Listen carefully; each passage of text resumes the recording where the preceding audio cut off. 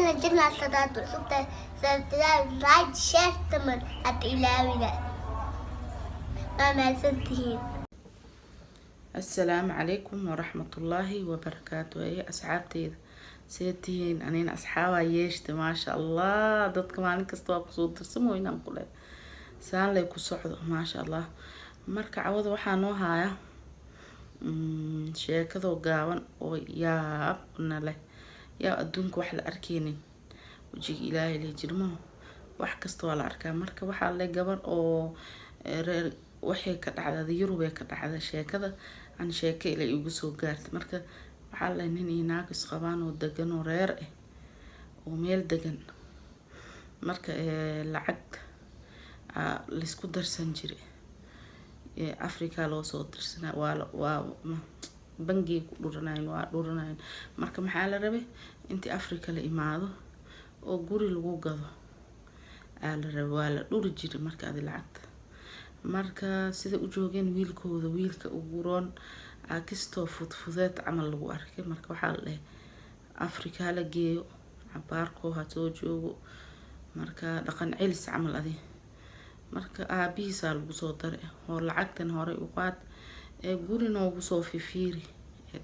bay miskiinay oo masaakiin la waay marka cunugiya la soo wada lacagtii oo soo qaaday guriga la gadaa mal dhino guriga waa gada horta ma sha Allah ilaahay khayr ha siiyo guriga waa gaday waa dhisay waa taagay markoo saan u dhisay wuxuu isdhehmaybi gurigan saan u quruxda badan gabar yar ay ku fiican tahay ma usdhay maxaan ku ogaanay marka naagti maskiinti ma wala la tashanine aroos oo gala ninkii marka iyada war leelo geeyna waxa la hayay ninkaaga Afrika jiraay la aroos oo ku jiraay waraxaas iga daay beentiin waa cunugeyga wada quraan soo barwaa mehe ninkay waxaas ma igu soo binaay leeyahay waa maqnaade 3 bil 4 bil markoo maqnaay ingiriiska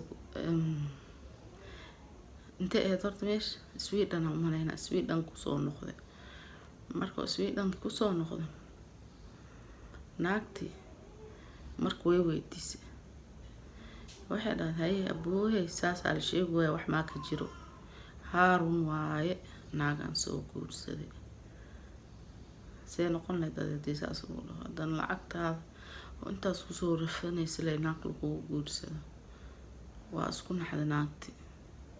miskiin waa qalbi jilaac qalbigi hal mar oo dhash waa isku naxday hada isbitaal yaasha dhinac dhan ay barka taal ay miskiinta iyada aan sidii horti ma ahan iyada waa mahsantahay ma joogto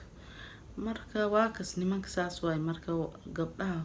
waxa uu la talin lahaa ani wax kasta iska filo waxa filanaysa xanuun badan ma laha leh mogtay adduunka wax kasta ka filo intii qof qalbiga